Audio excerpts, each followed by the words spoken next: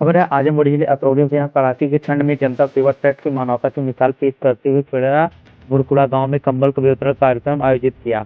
रविवार को इस कार्यक्रम में गरीब बुजुर्ग और बेसहारा लोगों को 100 से अधिक ऊनी कंबल का वितरण किए गए। ट्रस्ट के पदाधिकारी ने गांव में विभिन्न हिस्सों में जाकर जरूरतमंद परिवार की पहचान की और उनके हाथों में राहत भरा कंबल सौंपा। ठंड से जूझ रहे लोगों के चेहरे पर मुस्कान देखते ही बनती थी।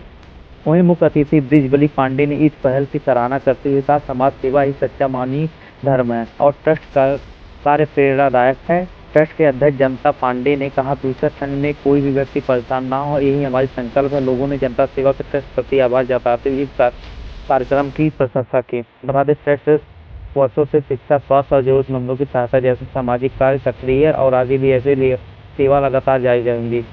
सहयोग से बरम बाबा की बाग में जो यज्ञशाला का निर्माण शुरू हो गया है, वो हम चाहेंगे कि आप सभी लोग सहयोग करें और यज्ञशाला संपूर्ण रूप से बन जाए, ताकि 2-1 महीने बाद हम लोग यज्ञ उसमें शुरू करा पाए। क्योंकि इस साल यज्ञ नहीं हुआ, गांव बिल्कुल सूना सूना सा लग रहा है।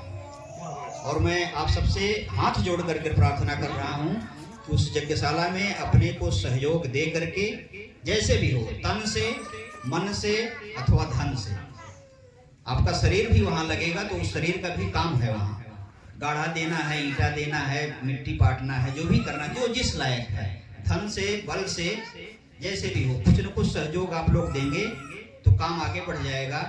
और कई लोग मुझसे पूछते हैं, भैया ये सब आप लोग जो करते हैं इसका उद्देश्य क्या होता है? तो मैं आपको स्पष्ट बता दूं, ये जो काम हो रहा है इसका मेरा कोई अपना व्यक्तिगत उद्देश्य नहीं है। न मुझे प्रधानी लड़नी है, न नेतागिरी करना है, न कुछ करना है। ये दे करके मैं आप लोगों को कुछ अपने तरफ खींचूं, ऐसा कुछ नहीं है। मेरा एक भाव है कि समाज में कुछ अच्छा काम किया जाए, कुछ अच्छा काम हो। मैं भी कहीं जाता हूँ ना, देखता हूँ कि कई लाख कंबल बांटा जा रहा है, हजार नहीं, लाखों लाखों कंबल बांटे जाते हैं। तो देख करके बड़ा तरस आता है कि काश मैं भी इस लायक होता, तो नहीं 1 लाख तो 1000 कंबल अगर बंटवाता तो बड़ा आनंद आता। तो मैं तो किसी लायक हूँ नहीं, बिल्कुल बेकार हूँ, निकम्मा हूँ महाराज। बस आशीर्वाद आप लोगों का मिलता है, भाई लोग मदद करते हैं, इन्हीं लोगों की मदद से ये कार्यक्रम हो पाता है। क्योंकि छोटा सा भी कार्यक्रम अगर किया जाए ना, तो उसमें बहुत धन खर्च होता है। और धन, आज आप लोग जान रहे हैं कि धन के बिना कोई काम हो नहीं पाता है। हमारे सामने हमारे शेषनाथ त्रिपाठी जी, आदरणीय बाबू रंजन प्रताप सिंह जी बढ़ैया, आदरणीय जगदम्बा त्रिपाठी नदौली, हमारे चाचा आपके बगल के आदरणीय मास्टर साहब ब्रिजबली पांडे जी, आपका सहयोग मुझे पुत्रवत हमेशा मिलता है। जब मैं जाता हूँ, प्रणाम करता हूँ, तो बेटा कोई बात होगी बताना, कोई बात होगी बताना, ऐसे करना वैसे करना, जो भी है जिस हिसाब से अपना रुझान दे करके मुझे बताते हैं, तो बड़ा अच्छा लगता है कि कम से कम बुजुर्ग लोग एक रास्ता बताते हैं। और बुजुर्गों के रास्ते पर चलने में बड़ा आनंद आता है, क्योंकि अनुभव होता है ना, तो कांटा उटा कम गड़ता है। और अपने से रास्ता अगर पकड़िए तो कांटे बहुत लगते हैं उसमें, क्योंकि अनुभव तो है नहीं रास्ते का, तो बड़ा आनंद आता है। हमारे विश्वनाथ त्रिपाठी जी, बहुत श्रेष्ठ लोगों की भी उपस्थिति है, मेरा प्रणाम। और जो भी जिन्हें मैं आशीर्वाद दे सकता हूँ उनके लिए बहुत बहुत शुभेच्छा। और नागेश्वर जी, जो आप काम कर रहे हैं, ये भी हालांकि स्वार्थ की ही श्रेणी में आता है। सुर नर मुन सब की यह रीति, स्वार्थ लाग करें सब प्रीति, लेकिन ये बहुत श्रेष्ठ स्वार्थ है, उत्कृष्ट स्वार्थ है। ये एक छोटी सी कहानी बताऊं कि एक जाड़े के दिनों में भूकंप आता है और एक गांव, बहुत समृद्ध लोगों का गांव, और पूरा नेस्तनाबूद हो जाता है। वहाँ कुछ नहीं बचता है, सब कुछ दब जाता है, जान माल की क्षति होती है। जाड़े के दिन हैं ही, तो वो बगल के कुछ गांव के लोगों ने सोचा कि भाई वहाँ जब तक सरकारी सुविधा आवे और दूसरे लोग आवे, वहाँ तत्काल कुछ जाड़े के दिन में कुछ ओढ़ने के लिए, कुछ भोजन के लिए कुछ व्यवस्था की जाए। तो वो गांव के सबके यहाँ जाते हैं, बड़े लोग समृद्ध गांव भी था, तो ओढ़ने के लिए जो अपने घर का सबसे पुराना जिसका था वो सोचते थे देना है, तो उसी को निकाल दिया, फटा पुराना अपना सब निकाल दिए।